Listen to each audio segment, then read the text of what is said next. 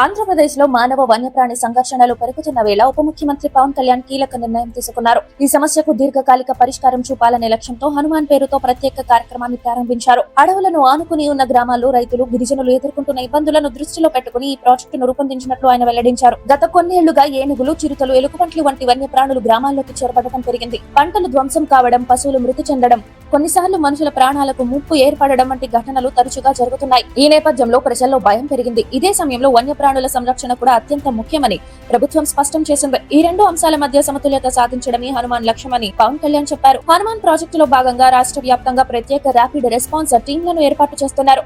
అత్యవసర పరిస్థితుల్లో వెంటనే స్పందించేందుకు జీపీఎస్ సదుపాయాలతో ప్రత్యేక వాహనాలను అందుబాటులోకి తీసుకొచ్చారు. గాయపడిన వన్యప్రాణులకు తక్షణ చికిత్స అందించేందుకు ప్రత్యేక అంబులెన్సులు కూడా ఏర్పాటు చేశారు. అడవుల్లో గాని గ్రామాల్లో గాని ప్రమాదం సంభవించినప్పుడు ఆలస్యం లేకుండా చర్యలు తీసుకోవడమే లక్ష్యం. అంతేకాకుండా ఆధునిక సాంకేతికతను కూడా వినియోగిస్తున్నారు. వన్యప్రాణుల కదలికలను ట్రాక్ చేయడానికి ఏఐ ఆధారిత హెచ్చరిక వ్యవస్థలను అమలు చేయనున్నారు. అడవుల అంచుల్లో సెన్సార్లు, కెమెరాలు ఏర్పాటు చేసి జంతువులు గ్రామాల వైపు కదిలితే ముందుగానే సమాచారం అందేలా చేస్తారు. దీంతో గ్రామస్తులు అప్రమత్తంగా ఉండే అవకాశం ఉంటుంది. ప్రమాదాలను పూర్తిగా నివారించలేకపోయినా గణనీయంగా తగ్గించవచ్చని అధికారులు భావిస్తున్నారు. పరిహారం అంశంలో కూడా ప్రభుత్వం కీలక నిర్ణయం తీసుకుంది.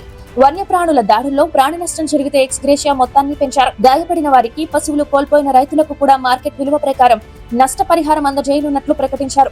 ఇది బాధిత కుటుంబాలకు కొంత ఉపశమనం కలిగిస్తుందని ప్రభుత్వం ఆశిస్తోంది. పవన్ కళ్యాణ్ మాట్లాడుతూ, మన సంస్కృతిలో ప్రకృతికి ప్రత్యేక స్థానం ఉంది. మనం ప్రకృతితో యుద్ధం చేయడానికి కాదు, సహజీవనం చేయాలి. వసుదైవ కుటుంబం అన్న భావనతో ఈ కార్యక్రమాన్ని రూపొందించామని, మానవుడు మరియు వన్యప్రాణులు ఒకే పర్యావరణ వ్యవస్థలో భాగమని గుర్తు చేశారు. అటవీ శాఖ సిబ్బందికి ప్రత్యేక శిక్షణ కూడా ఇవ్వనున్నారు.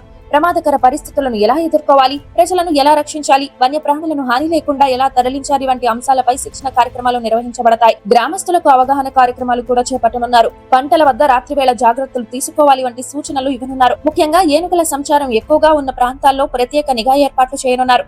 అవసరమైతే సోలార్ ఫెన్సింగ్, ట్రెంచ్లు ఏర్పాటు చేయడం వంటి చర్యలు కూడా తీసుకుంటారు. ఈ చర్యల వల్ల రైతులకు కలిగే నష్టం తగ్గుతుందని అధికారులు చెబుతున్నారు. ఈ కార్యక్రమం ప్రారంభోత్సవంలో పలువురు అటవీ శాఖ అధికారులు, ప్రజాప్రతినిధులు పాల్గొన్నారు. రాష్ట్రంలో మానవ వన్యప్రాణి సంఘర్షణలను నియంత్రించడంలో ఇది ఒక మైలురాయిగా నిలుస్తుందని వారు అభిప్రాయపడ్డారు. మొత్తంగా చూస్తే హనుమాన్ ప్రాజెక్టు కేవలం ఒక పరిపాలన చర్య మాత్రమే కాదు, ఇది ప్రకృతి పరిరక్షణకు, ప్రజల భద్రతకు మధ్య సమతుల్యత సాధించే ప్రయత్నం. గ్రామీణ ప్రాంతంలో భయాందోళనలను తగ్గిస్తూ వన్యప్రాణుల సంరక్షణ బలోపేతం చేసే దిశగా ప్రభుత్వం ముందడుగు వేసింది.